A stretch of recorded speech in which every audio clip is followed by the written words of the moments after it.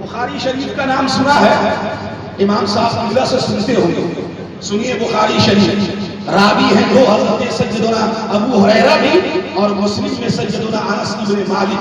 اس حدیث کے راوی اور سے سنو توجہ کے ساتھ بات ختم کریں گے.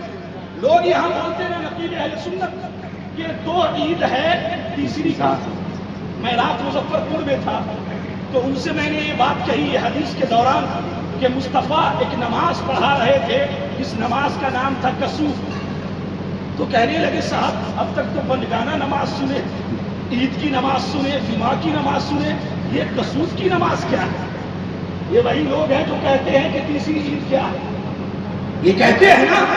اب آپ نے کبھی سنی یہ نماز کسوف؟ دیکھیے وکیل صاحب انہوں نے نماز کسوف نہیں سنا. اب ہم جیسا مولوی پڑھانے لگے تو ویسے ہی ان لوگوں کی طرح جو کہتے ہیں تیسری عید کہاں سے ہے تو یہ کہیں گے صاحب یہ نماز کہاں سے آ گئی، یہی کہنے لگیں گے. اب آپ نہ جانیں تو آپ کے علم کی کمی ہے. قبلہ سنو یہ کون سی نماز ہے، تمہیں کیا خبر؟ مصطفیٰ نماز کسوف پڑھا رہے ہیں. نماز کسوف کسے کہتے ہیں؟ سورج گرہن لگے تو اس وقت جو نماز ادا کی جاتی ہے اس سورج گرہن کے شر سے بچنے کے لیے اور اللہ کی پناہ میں جانے کے لیے اس نماز کو کہتے ہیں نماز کسوف. اور چاند گرہن لگے اور اس وقت جو نماز پڑھی جاتی ہے اس نماز کو کہتے ہیں نماز خسوف. اب آپ سمجھے مصطفیٰ نماز پڑھا رہے ہیں. وکیل صاحب کی بلا آخری بات ہے پھر میں ہٹوں گا، سنیے غور سے، مہمانان کو آپ سنتے ہی رہیں گے. مصطفیٰ نماز پڑھا رہے ہیں، کہاں پڑھا رہے ہوں گے؟ ذرا بولے زور سے، کہاں پڑھا رہے ہوں گے؟ مدینہ شریف. یہ حدیث بخاری میں بھی ہے مسلم میں بھی ہے. مصطفیٰ نماز پڑھا رہے ہیں، پڑھانے کے درمیان قیام کے دوران حالت قیام ہی میں اللہ کے رسول دانائے غیوب احمد مجتبی محبوب خدا محمد مصطفیٰ صلی اللہ علیہ وآلہ وسلم 2 قدم آگے بڑھو، 2 قدم آگے اور اپنا ہاتھ یوں ہوا میں اٹھایا. اور سے سننا پیارے، 2 قدم مصطفیٰ آگے بڑھے اور اپنا ہاتھ ہوا میں اٹھایا. پھر اس کے بعد کچھ سیکنڈ ہاتھ ہوا میں ہے، ہاتھ نیچے لائے، 2 قدم پیچھے آئے اور نماز کی طرح نماز ادا کی. اپنے علاقے کا امام اگر کوئی حضرت ایسا نماز میں کر دے تو کیا ہوگا؟ ارے ڈنڈا سوٹا لے کے سب تیار. یہ مولوی کہاں قدم آگے پیچھے بڑھاتا ہے. لیکن وہ صحابی رسول تھے، بارگاہ مصطفیٰ سجی تو صحابی رسول جو سب وہ ذات بابرکات ہے جن صحابہ سے اللہ راضی اور وہ اللہ سے راضی. ایسی بابرکت جماعت. ایک صحابی نے عرض کیا یا رسول اللہ یہ کیا عادت کے خلاف نماز میں ایک عمل دیکھنے کو ملا؟ کیا دیکھا؟ آقا نے فرمایا کیا دیکھا؟ کہا حضور آپ نے قیام کی حالت میں 2 قدم آگے بڑھایا، ہاتھ ہوا میں اٹھایا، پھر کچھ سیکنڈ رہنے کے بعد پیچھے ہٹائے اور پھر اپنی جگہ آ گئے. مصطفیٰ کیا ماجرا؟ ارے چچا اٹھاؤ، جنت کے بعد میں نیند آ رہی ہے. جنت میں نیند نہیں آتی ہے، نیند جنت میں نہیں ہے، یہ جنت کا باب ہے. یہاں ایک دم ہوش کے ساتھ سبحان اللہ آپ کو. ہاں چلیے آپ کہہ سکتے ہیں یہ دنیا میں جنت کا باب تو نیند آتا ہے، سکون کی راحت ہے. یہاں کہاں صاحب آپ ادھر سنیں، آپ عرش تک رہے ہیں، ہم عرش والے کی بات کر رہے ہیں. سبحان اللہ. اور سے سن میرے پیارے، جب صحابہ کرام نے پوچھا تو اللہ کے رسول ارشاد فرمائے صلی اللہ علیہ وآلہ وسلم، میرے آقا ارشاد فرماتے اے میرے صحابہ جب میں نماز پڑھا رہا تھا کسوف کی نماز، سورج گرہن کی نماز، انی رأیت الجنت فی مکانی، میں اسی جگہ کھڑا میں جنت کا نظارہ کر رہا تھا. میں جنت کو دیکھ رہا تھا، میری نگاہ جنت پہ گئی. جنت میں دیکھا انگور کے خوبصورت گچھے، خوشنما گچھے لٹک رہے.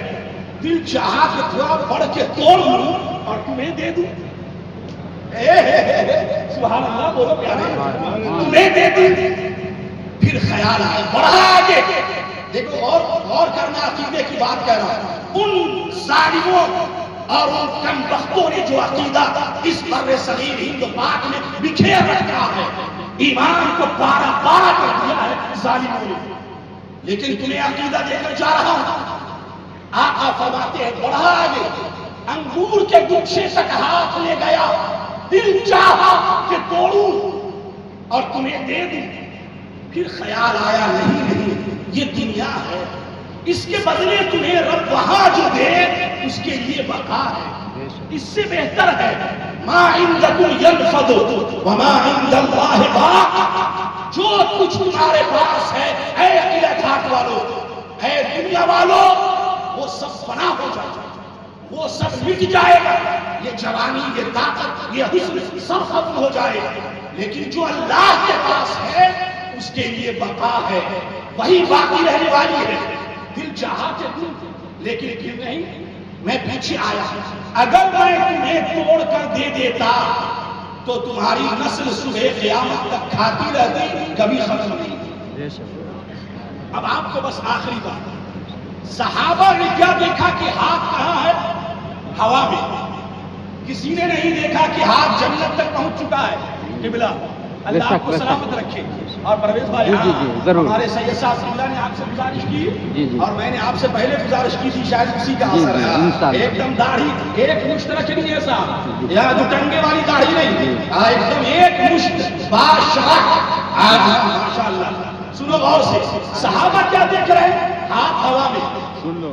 لوگ کیا جاننے گئے؟ لوگ یہ سمجھتے ہیں کہ دنیا سے گئے قبر میں اب کیا ہے، لیکن مصطفیٰ بتا رہے ہیں کہ تمہاری نگاہ کی کمی ہے، تمہارے نگاہ کی کوتاہ نظری ہے۔ تم دیکھ رہے تھے کہ ہاتھ ہوا میں ہے، لیکن میں اپنے ہاتھ کو جنت تک پہنچا چکا تھا۔ پتہ یہ چلا میرے علم میں کمی ہو سکتی ہے، میرے کشف میں کمی ہو سکتی ہے، میرے جاننے میں کمی ہو سکتی ہے، میرے نظر کی کمی ہو سکتی ہے، لیکن رب نے مصطفیٰ کو جو کمال دیا ہے اس کمال میں کوئی کمی نہیں۔ آقا نے یہاں سے ہاتھ وہاں بڑھایا، گویا عقیدہ کیا دیا؟ اب سنو قلعہ گھاٹ والوں، جو پیغمبر مدینے میں رہ کر ساتوں آسماں کے اوپر کی جنت دیکھ لے اور اپنا ہاتھ وہاں تک پہنچا دے، تم کیا سمجھتے ہو کہ اس وقت اس گھڑی اور اس شب میں اس رات میں محمد مصطفیٰ مدینہ منورہ سے اپنی قبر انور سے کیا تمہیں دیکھ نہیں رہے ہوں گے؟ کیا تمہیں دعائیں نہیں دے رہے ہوں گے؟ یہ کیسے لوگ ہیں؟ کیا عقیدہ بیان کرتے ہیں؟ اب آپ بتائیں، اس رسول کا ذکر نہ ہو تو پھر کس کا ذکر، پھر کس کا چرچا ہوگا، پھر ہم کس کا ذکر کریں گے؟ اسی لیے لوگوں، اللہ نے دو ٹوک ارشاد فرمایا، سب کو سب ہے، موسیٰ موسیٰ ہے، عیسیٰ عیسیٰ ہے، نوح نوح ہے، لیکن محمد رسول اللہ، محمد رسول اللہ، یہ اللہ کی رسول ہے۔ اب ان کے اندر جو کچھ کمالات ہے، جو ان کے اندر اختیارات ہے، وہ یہ مت سمجھنا کسی اور نے، اللہ نے عطا کیا، رب نے دے رکھا ہے۔ اس لیے آپ سے گزارش کر رہا ہوں کہ آپ جو اس مجلس میں آئے، اب چونکہ وقت ہی نہیں دیا اور اچھا ہے وقت نہیں دیا، کیونکہ میں یہاں سے میں تو 11 بجے کا وقت لے کر آیا تھا کہ رخصت ہو جائے۔ اللہ آپ کو سلامت رکھے۔ آئے تشریف، مہمان خطیب سے بات ہو گئے، آپ تمام خوش رہیں، شاد رہیں، وما علینا الا البلاغ۔ السلام علیکم ورحمۃ اللہ۔